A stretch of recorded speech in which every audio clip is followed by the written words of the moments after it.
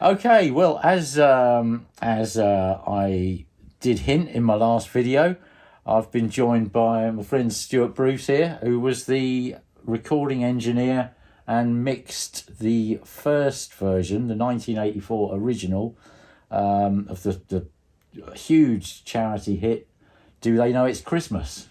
And Stuart, hi, welcome. Hi, thank you very much. Thanks for having me. Good to see you again. Yeah, so it's well, obviously we can see up here. It's 40 years since Band Aid, and there's a new Trevor Horn ultimate mix of it, and on that 12-inch single there's also versions of the 2004 and 2014 new versions, and of course the original. But you know what I really wanted to talk about, because you know you were there on the day, on the event when you know, what was it, 40 odd 50 just of the absolute kind of A-lister. Yeah, I mean, it was people were in one room. One day. It was a strange day because what had happened was, I think everybody, I mean, you know, I know myself, I mean, personally, I'd seen the Michael Burke reports. Oh yeah. And I think for everybody that watched it, I mean, you couldn't watch that without feeling an absolute sense of, you know, horror. Oh no, sure, absolutely. And then somehow, you know, obviously Bob Geldof and Midge kind of galvanized themselves into, let's do something about this. Yeah. And I think, yeah, they'd probably rung around quite a few studios in London, looking for a space to finish off the track. Yeah. SARM Studios, where I worked, was owned by Jill Sinclair and Trevor Horn. Okay, yeah. And Jill obviously went, yeah, cool, we'll give you some time. Yeah. I think one of the other engineers was asked first. I was in the middle of another album at the time, so I was like working sort of 7 days a week in the crazy way that we used to work in the 80s, where you know, you'd literally be in the studio 14-15 hours a day, 7 days a week, recording. And so I think one of the other engineers had been asked if he would do it, and he said no. Okay. Probably quite sensibly. And so Jill asked me, and I said, yeah, I'll do that. And so then obviously I had a couple of telephone calls, probably with would originally have been with Rick Walton, Rick Walton was the guy that worked with Midge most of the time, another engineer. Okay, he's the guy in the video, because there's a recent video up, which I'll put a link to below, by the way. Really good video, documentary about the recording of Do They Know It's Christmas? And that he's the guy who stood at the end of the desk. You see Rick, I mean, like me now, but he's got a beard, and he was with us the whole day on the he recorded the sort of the backing track, so to speak. He'd recorded the original track, so it came in. It came in as a 24-track tape. Right. So here we are. Here's one I made earlier. I would like to make the point that this is not the original tape, but just for those of you, that have not seen a 24-track tape before, I think this is interesting. That's what a 24-track tape looks like. Lovely. This is actually a 3M 2-inch tape, but originally it was done on Ampex. It was done on Ampex 456, for those of you that are interested in that sort of thing. So that's what a 2-inch tape looks like. On that, you've got 24 tracks of stuff. Basically, it's separated out into 24 individual tracks. So that would have come in. That had keyboards, a few vocal parts. Okay. Sting had already done some harmonies, I think, at various points on it. Right. A couple of other people as well. And that was recorded by Midge and Rick. Right, yeah. And then it had some guide drums, like programmed drums on it. Yeah. And I didn't really know what was going to happen on the day. Okay, yeah, right? yeah. I don't think anybody really knew what was going to happen on the day. But what we did know was that we had all these different singers coming in. Yeah. So the plan that I formulated was let's go 48 track immediately. Right. Now, 48 track means you have two 24 track tape machines synchronized together. Yeah. So that you've got the option to record lots of extra tracks on the second reel of tape. Right, yeah. So I spoke to Rick, and I seem to remember it was a Sunday, and I seem to remember getting into the studio I had two assistants for the day. I had Steve Reese and Hef Moraes. Yeah. Came in to work with me on that. And so we probably got to the studio about 6 or 7 in the morning. Right, yeah. Set up the tape machines, because you have to align an analog tape machine. In fact, we have the perfect example behind us. There we go. Here you can see here, all those little holes, there are a little screw. There's a little trimming screw in there. And you have a set of tones on the tape, and you line it all up. And so you make sure that it's recording and playing back in exactly the same way as the original tape machine that it was recorded on. Because obviously we're working on a completely different machine in a different studio. Yeah. So that all got lined up, set up, and then we did a sort of guide bounce onto a new reel of tape of the parts that had originally been recorded. Yeah. Because there were some spare tracks on that original 24 track tape, but I wanted to put the drums on those. Yeah, sure. And we had Phil Collins coming in to play drums. So you plan, with analog recording, you plan these things in advance. Yeah. So that was the plan. So I knew I had lots of spare tracks to put vocals on. Yeah. Because I knew we had to be quick. Yeah. There was no mucking about. No. Because the whole point of this is you had one day, wasn't it? We had one day. We had one day. Yeah. So we would have got set up long before anybody else arrived. Yeah. Because we needed to get our technical stuff out of the way and be comfortable. It's always the thing of when you're recording, when you know you've got a whole group of musicians coming in, whether it's a band or the band day. Yeah. You want to have all the technical stuff done, ready to go before anybody walks through the door. Yeah. Because then you're only focused on the artist and the music. Because all that stuff's done. Yeah. So they came in. The first people to arrive would have been film crews. Yeah. Now I knew the guys from the Tube were coming down. Yeah. Because they were going to be with us all day, and they actually set up in the control room. So all the control room footage you see is the guys from the Tube, from Channel 4. Okay. And we also knew there was a BBC crew coming down. Yeah. Who we set up in the studio area. Yeah. We ended up with 7 film crews. Jeez.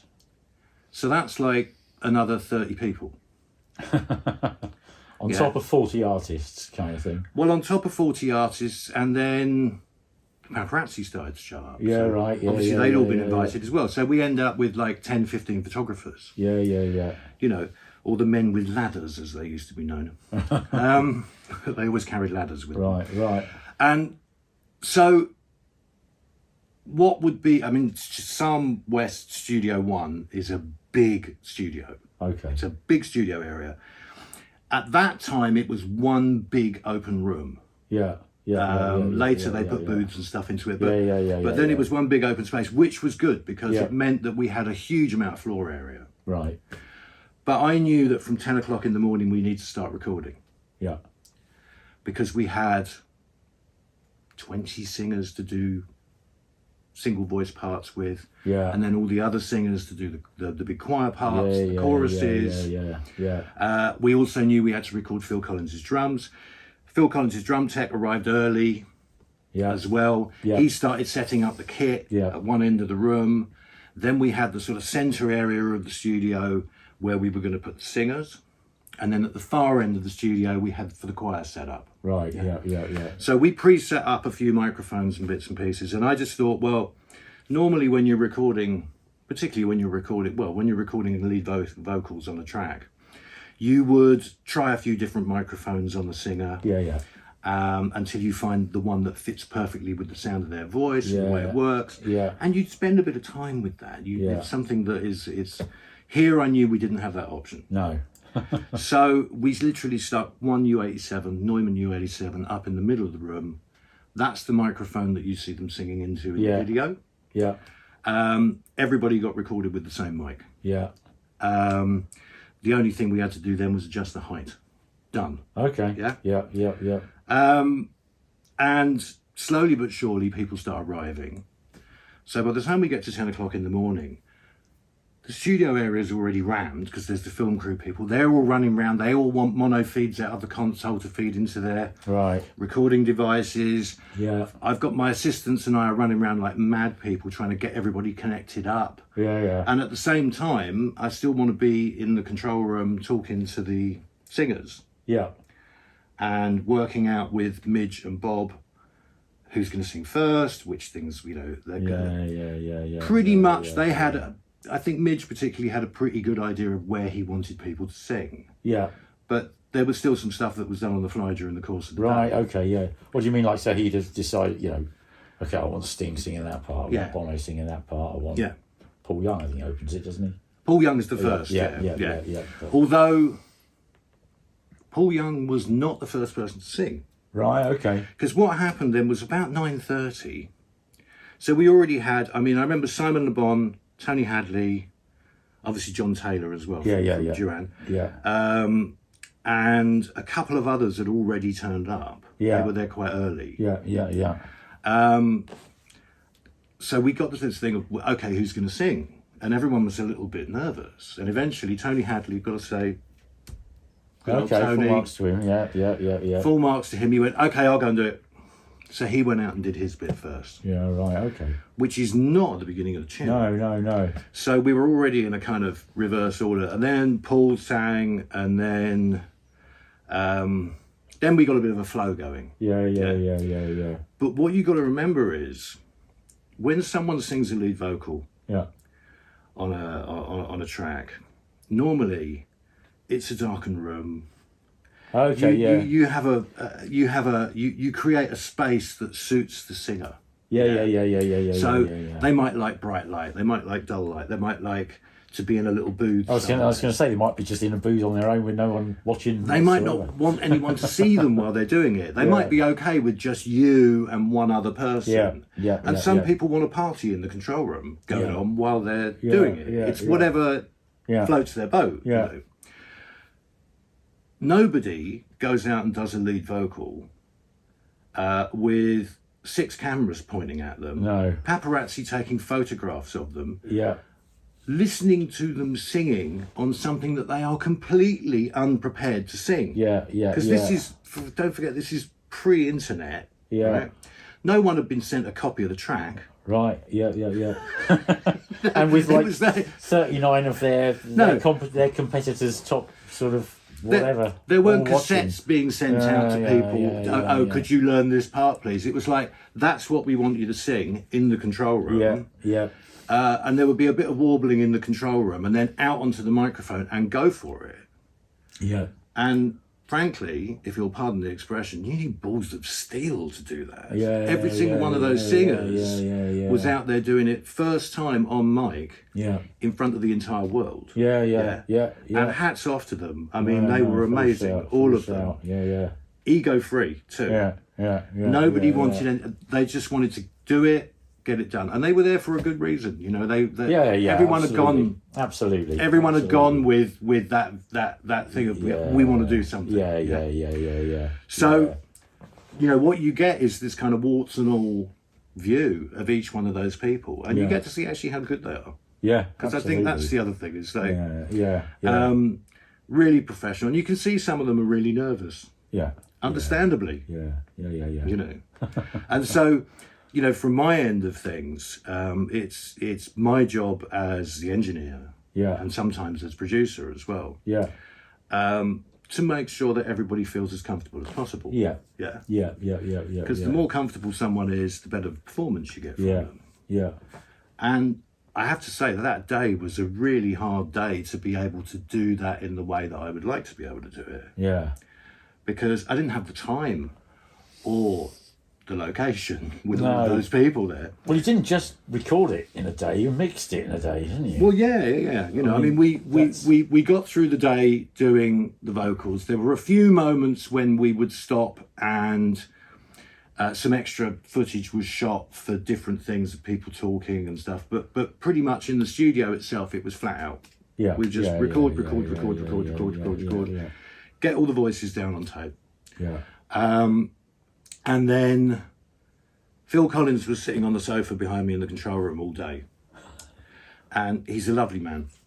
I have to say I was a massive Phil Collins fan. Well, I must admit, I was a massive Phil Collins fan. Particularly, big Genesis fan. For me, that was the thing. Like he was one of my favourite drummers. Always one of my favourite drummers. He was a phenomenal player. Yeah. I'd always wanted to record his drums. Yeah. You know, and so there was this opportunity, and there he was sitting on the sofa behind me. And literally, the end of every vocal take, he'd stand up and go, "Drums!" And we'd all go, "No, later, Phil, later," because we needed to get the vocals done before we did the drums. Yeah. And he was remarkably patient and very humorous all day. He kept us all very entertained in the control room. But the control room also was a room where you'd be comfortable with 10 people in it. Yeah. And there was like 30. Yeah. I mean, you literally couldn't move. No, sometimes. you can see from some of the video clips. It looks just ridiculous. Yeah, mental. And it's kind of I couldn't even get out the door. I just didn't have the time. I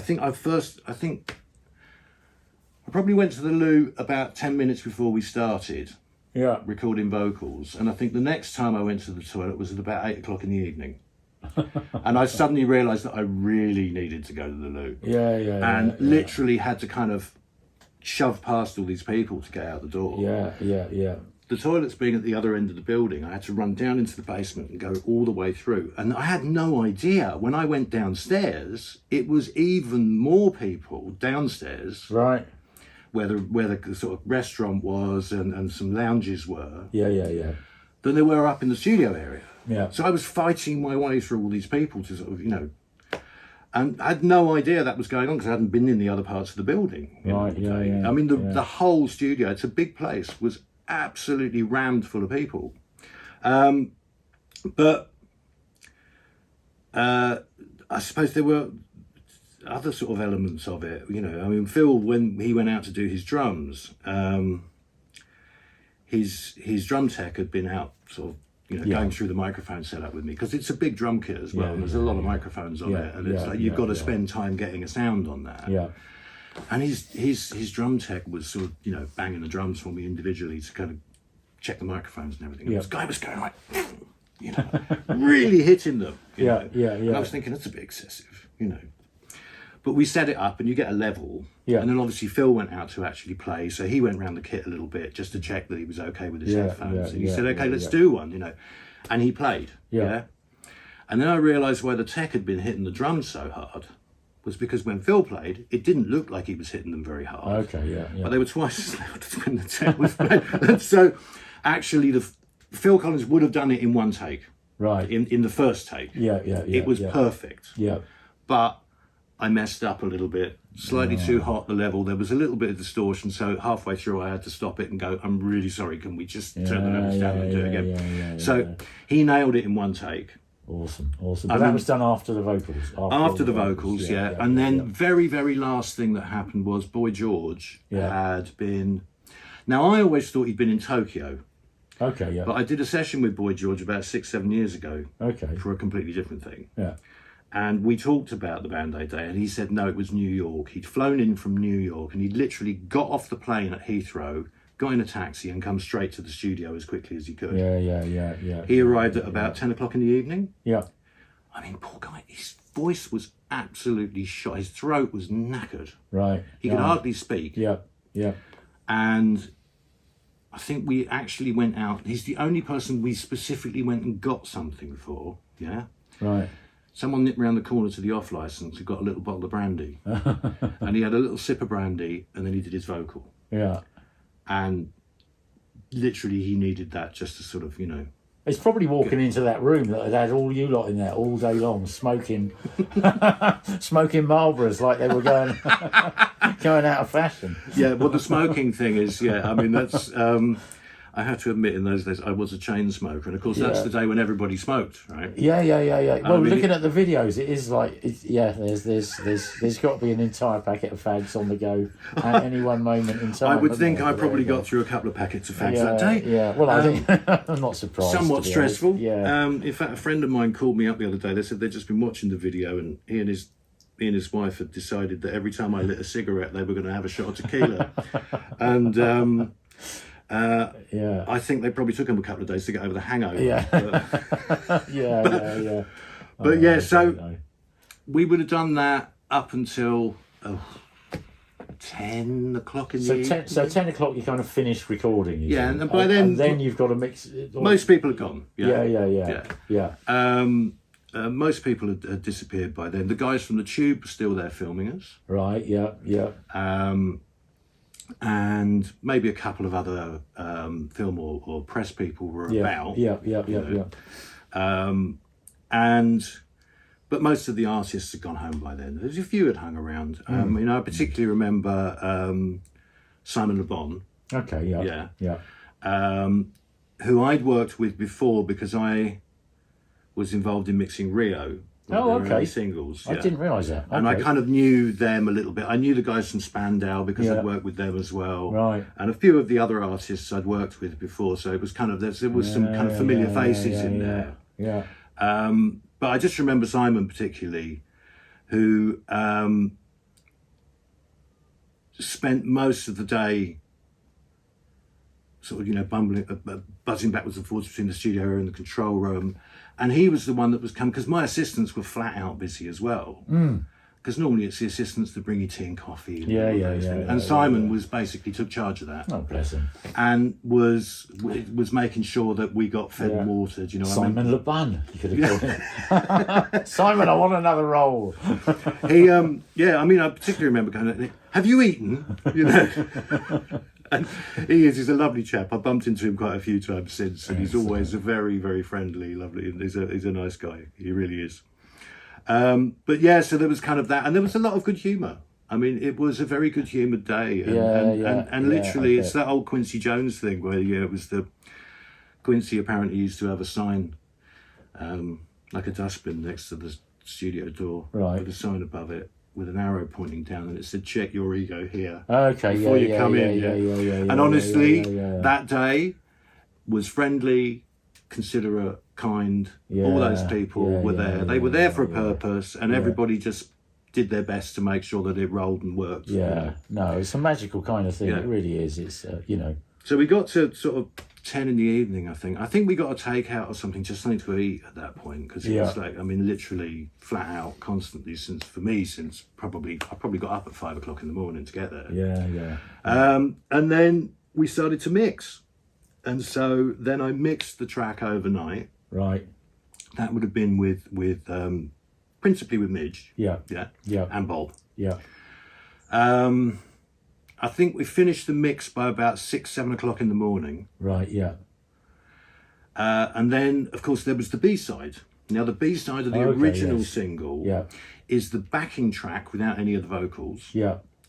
With all the messages from artists that couldn't be there on the day. So you had David Bowie and Paul McCartney and those people that were away on tour in the middle of tours when it happened. And so they wanted to contribute something. So they sent in recorded messages, which we then took off tape and kind of spun onto the backing track. And that was the B-side, plus one of my assistants, Hef, had been walking around all day with a portable recorder, getting all the artists that were there as well to say Merry Christmas, feed the hi, this is me, Merry Christmas, feed the world. So then all that got done, so that was the B-side. So then at the end of, by 9 o'clock, 8 o'clock in the morning, I would say, we had A-side, B-side. Wow, okay. The master tapes. That would be on, was that half-inch, quarter-inch? That would have been probably in those days on half-inch. The actual masters would have been on half-inch stereo. Yeah. And I remember we made a copy of the A-side onto quarter-inch stereo. So literally onto one of these machines. And gave that to Bob. And then Bob and I both left the studio at the same time, because the studio's in Notting Hill in West London. And he was going to the BBC to play it on the breakfast show. And I was going to Utopia Studios in North London to the mastering studio to get it mastered. You know, so cut to vinyl. I got stuck in really bad traffic. And Bob got to Radio 1 before I got to North London. And so I actually got to hear the track on the radio in the taxi. Cool. On the way there. And so obviously I'm sitting there listening to it on the radio in the taxi and going, that needs to be changed. So by the time I got to the mastering studios, a guy called the mastering engineer is a guy called Steve Angel. Okay, yeah. Up at Utopia, and I'd never worked with him before. It's the first time I'd ever met him, and a poor guy. I mean, I walked through the door, obviously eyes out on stalks. I've been up for like 28 hours by now. Yeah. And said to him, right, we got some work to do. You know, this needs changing. This is, and he's like, hi, I'm Steve. You know, but you know, you're a bit manic at that. Yeah. And then Steve and I worked on it. There are 7 EQ and compression changes. Okay. On the cut. From the original mix, the original mix. Yeah.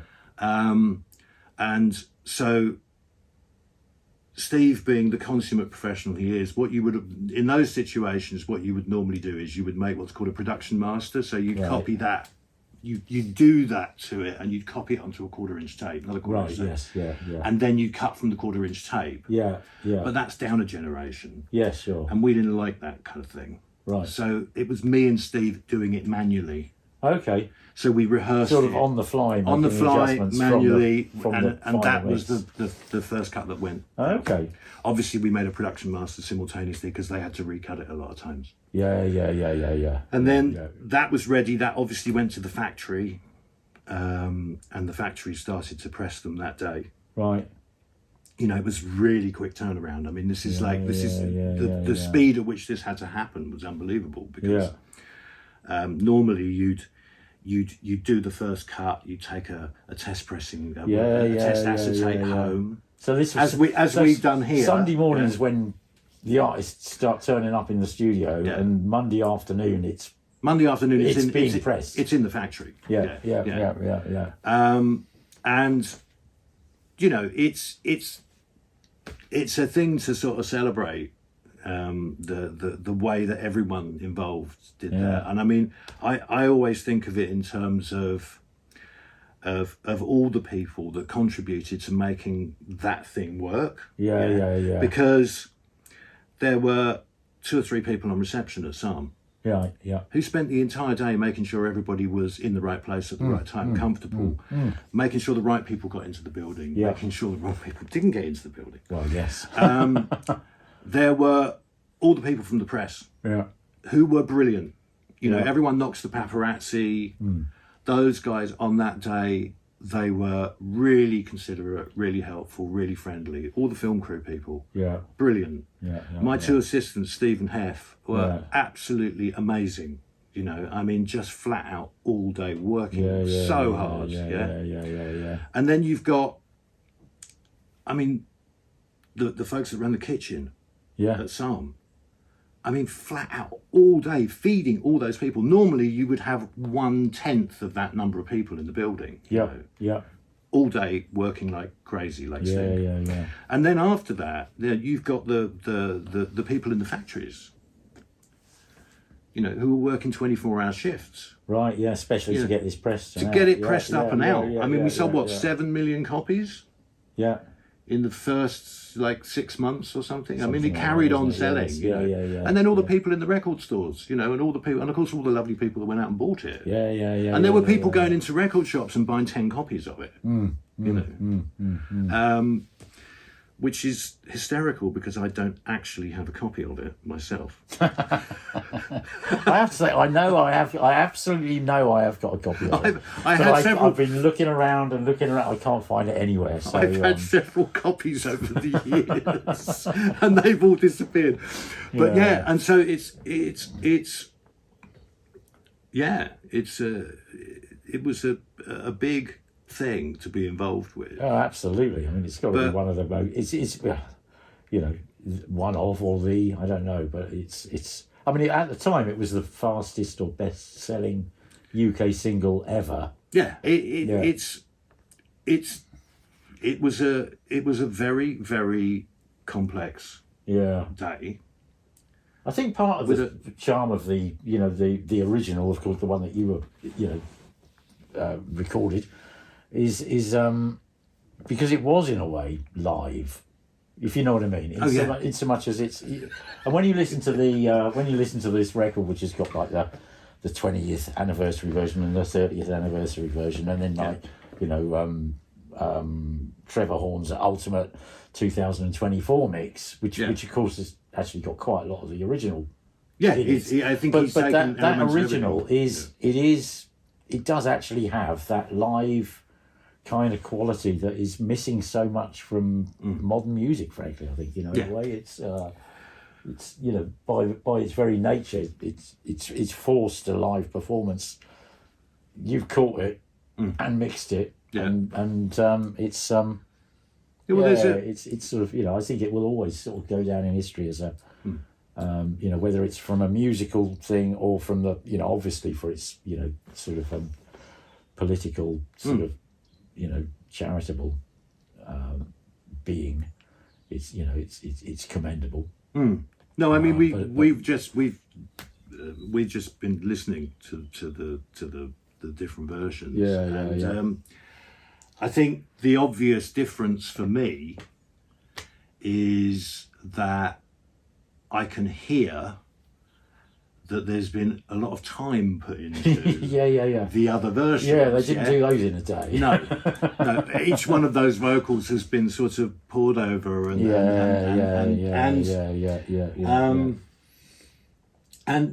they sound great. I mean, they're really interesting versions, and it's interesting because you're hearing one from 20 years ago, you're hearing one from 10 years ago, and then a current version that Trevor's just done. Yeah, and each one of them has a kind of, you can see how changing production styles and pop music kind of affected the way that they were done. Yeah. But they're very poured over. There's a lot of, you can hear all the little micro fader moves and stuff. Yeah. What you get with the first version is the smell of fear. Yeah. and Marlboro Lights. And a lot of Marlboro Lights, but you get that immediacy. You get that immediacy because it was immediate. And I think that's something that is, and it's the harmonies aren't quite perfectly timed, and they're not. Nothing's been auto-tuned. You've got exactly what, and of course it's all on the same mic. Yeah. So I literally recorded each singer on a different track. Yeah. So I could then afterwards do the thing I would normally do when I was recording them. Which is, yes. Because it was like, quick, get it down. Yeah. Get it down clean, adjust it later. Yeah. And I have to say, I haven't listened to that mix. I mean, obviously, I have my own version of Whamageddon, right? Right. And it normally happens in Sainsbury's in Chippenham, believe it or not, because that's my local supermarket. Yeah. Other supermarkets are available. And I was kind of, because this track has followed me for 40 years, right? So this is a kind of thing. It's like, and it's like I have made a lot of other records. Yeah. I mean, I've made over 350 albums. Yeah. Right. So it's this is like one day in my life of a 44 year career, right? But of course, you get to Christmas time. Yeah.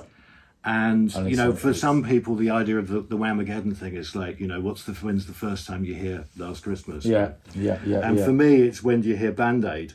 And normally it's like I say, it's going around the supermarket, and suddenly Band-Aid will come on. Yeah, there you are. But the thing is, my local Sainsbury's in Chippenham has this Christmas compilation that they've been playing for years, right? I mean, literally, I'm sure it's the same one for the last 15 years. Yeah. And what happens is they play Band-Aid, and then they play Frankie Goes to Hollywood, The Power of Love. Okay, yeah. Well, I worked on both, right? Yes. And obviously, it's one of the things between the Frankies was about to be number one at Christmas that year because they're the same year. Yeah. And we knocked them off with Band-Aid. Okay, so it's the only time I've ever knocked myself off number one slot with a different track, and that's not going to happen again. Well, it has. You never know. But yeah, so that for me, that's my Whamageddon. Is a sort of I don't know how you'd even. I'd have to think of a phrase for it. But that happens every year at some point, and then it's kind of like, oh yeah, it must be Christmas. Yeah.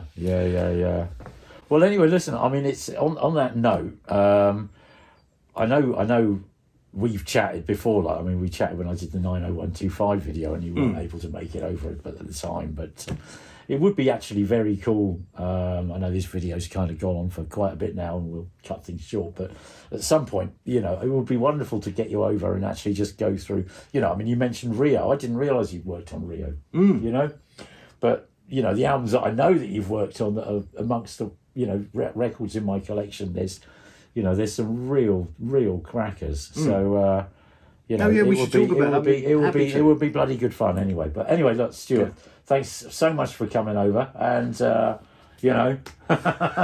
great pleasure as always. Thanks. I hope everyone's enjoyed this, and we'll I'll get together with you sometime soon. And thank you everyone for watching. Yeah, cheerio, folks. Cheers. Bye now. Bye. Bye.